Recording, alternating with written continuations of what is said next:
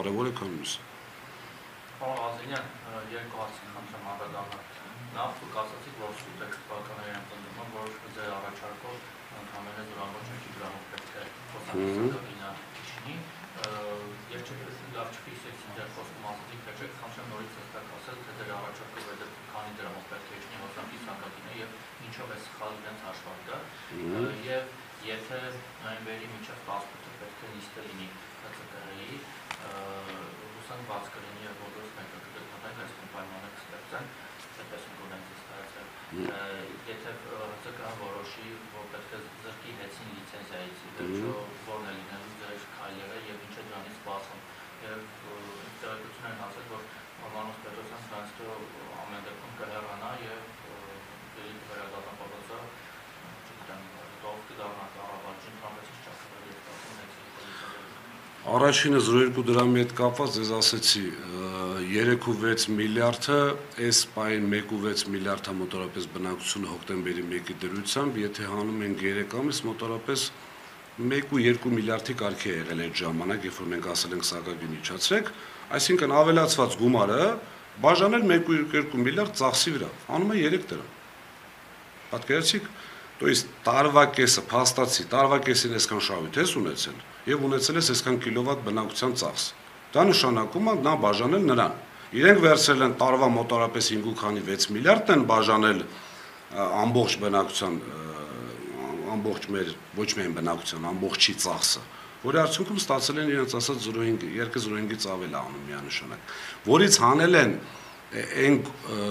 սուտը, որ բռնվեց, այսպես ասած, որ մենք իբրև թե ներդրումային ծրագիր ենք տարել, որի արդյունքում պետք է թանկանա։ Չէ, իրենք ինչ են ասում, ասում են մի կողմից ասում են էժանացրեք, մյուս կողմից բերել են մի հատ ծրագիր, որի արդյունքում թանկանալու է։ Այդ ձայնագրության մեջ բարձ լսվում է, ես ինչպես եմ ասում, ընդհանուր մեր հաշվին, այսինքն մենք այդ թանկացումը կանխելու ենք։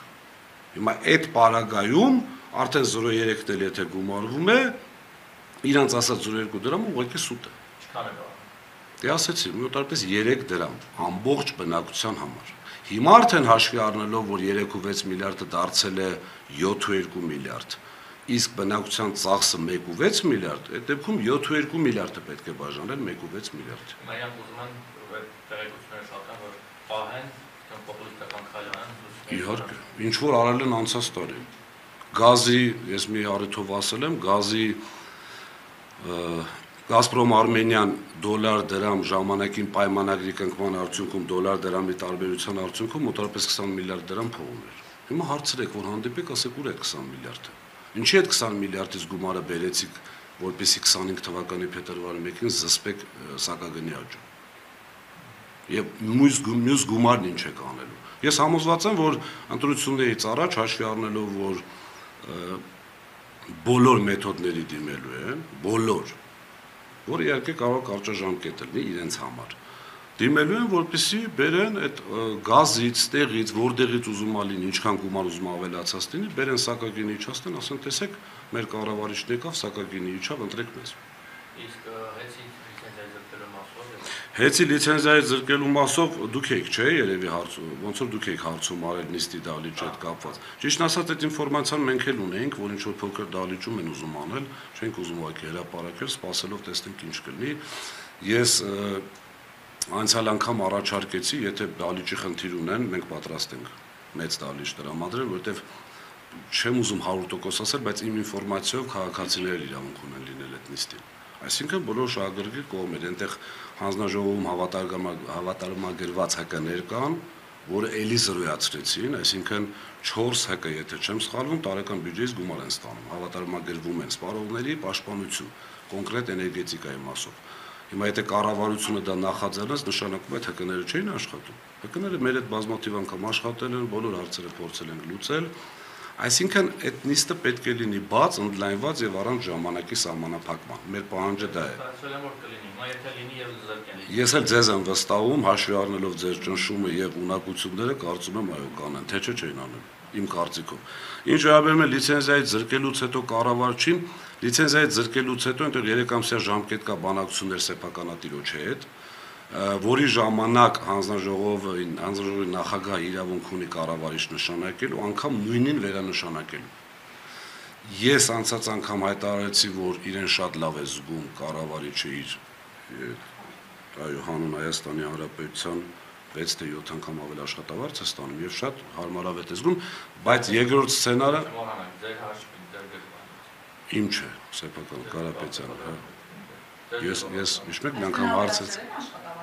Չէ, գլխավոր տնօրենը աշխատավարձ է ստանում, ուղղակի ումից է ստանում, վայր մի անգամ հարցեց, ասեց դուք միլիարդատեր եք, ասի Աստված ձայնդ լսի։ 5 քանի միլիոն։ Դե արդեն հրապարակված թիվ է, բայց 690 թե 790 հազար ստացել է այդ նախին պաշտոնում, ինչ երկու, այն որ պետք է հասկեր ամբողջ հանրապետության պետական այո, որպեսզի կոռուպցիա չլիներ։ Դե թող բարձրացնեն, հավասարվեն իրար։ Նկատի ունեմ, եթե երկրորդ սցենարը գործի իրեն նորից տանեն ՊՎՑ, համոզված եմ, որով էլ նշանակվի լինելու է իր կոնտրոլի տակ։ Այսինքն իր վերահսկողության տակ է լինելու եւ հեծը միևնույն է ինքն է։ Դուք համարում եք, որ ճակատագիրը այդպես անորոշ կմնա։ Ես անցած անգամ ասել եմ, հիմա կրկնում եմ, հաշվի առնելով, որ հանձնաժողով, գիտեք, ախր հանձնաժողովի նախագահը մոռանում է, որ տարի ու կես եղել է հանձնաժողովի անդամ։ 19-20 թվականի նոյեմբերին է դուրս եկել Կոտայքի մարզպետ է դարձել։ Անցյալ օրը հանձնաժողովի նախագահին ասում են, լավ, բա այս 4-5 տարվա մեջ այդ որ եւ ինչպես ասեմ, պեկնել է տվել զորայական տեղական ստուգումից հետո։ Մեզ անգամ այդպիսի գովասանագիր են տվել, որ եթե չեմ սխալվում, որ մենք լավ վճարող ենք։ Եվ հանձնաժողովն էլ որևիցե ձևով, որևիցե իր այսպես ներդրումները ընդունելով մյուսով հաստատել է, որ հիմնարկը աշխատում է նորմալ։ Հիմա այս պարագայում իրեն հարց են տալի, ասում են, բա ինչպես եղավ, բա նախորդը սպոդեյս ինչ անեմ, ես իմ համար եմ պատասխան տալի։ Իմիջիայլոց ես ասեմ, հանձնաժողովի մնացած 4 անդամները, ընդդիմադիր անդամը հանած, ընդդիմադիր անդամը, եթե չեմ սխալվում, 4 տարի աշխատում։ Մնացած անդամները 18 թվից աշխատում, 18-ի վերջից։ Այսինքն ինքը իր գոլեգաներին, այսպես կներեք հազար անգամ իրեն մեջտեղից ամբողջ պատվերը ինքն է կատարում անձամբ, ի սկզբանե կատարել։ Իր գոլեգաներին հանում է, իրեն հանում է արանքից մեղադրելով գոլեգաներին։ Խնդրում եմ բացատրեք, ինչ ասել է հեծին լիցենզիայի զրկել։ Դրանից հետո ինչ process է նախատեսվում։ Դա եմ ասում, 3 ամիս բանակցություններ, եթե բանակցությունները արդյունք չեն տալիս, արդեն պետությունը նախապատվություն ունենալով որպես գնորդ լինելու, կամ ինքը կարող է գնել, կամ կարող է օտարել այլ կազմակերպություն։ Եթե իրենք մնան, չի լինի։ Այսպես պատասխան։ Բայց արբիտրաժային վեճի քիլինգ գտնվող ընկերության վերաբերյալ լիցենզիայի զրկելու որոշումը իրավական առումով օբյեկտիվ է, այսինքն հնարավոր է։ Տեսեք, այստեղ մի հատ ուրիշ խնդիր ունենք, Սահմանադրական դատարանը վարույթ է ընդունել ազգային ժողովի պատգամավորների բողոքը։ Ընդհանրապես նորմալ երկրներում, եթե Սահմանադրական դատարանը վարույթ է ընդունում, անգամ եթե հայցի ապահովում չկա, այսպիսի գործողություններից ձեռնպահ են մնում։ Լավ, պատկերացրեք, վերցրեցի 3 ամիս էլ սեփականատիրոջ հետ ոչ մի բանակցություն արդյունք չտվեց, իրենք որոշեցին օտարել Պետրոս Պետրոսյանին կամ ինչ-որ կազմակերպության, չնայած խոսում են մեր թշնամի պետության հետ կապ ունեցող ինչ-որ կազմակերպությունների մասին, չեմ ուզում հավատալ իհարկե։ Բա որ Սահմանադրական դատարանը վերջում որոշում կայացրեց, որ այն օրենքը էներգետիկայի մասին փոփոխությունները հակասահմանադրական են, ինչ են անելու։ Լավ, մտածում ա մեկը դրա մասին։ Դուք հավատում եք այն վարկածին, որ թշնամի պետության հնարավոր է վաճառեն այդ։ Ես ասեցի լսել եմ, բայց չեմ հավատում։ Չեմ ուզում հավատալ, այսպես ասեմ։ Կարող է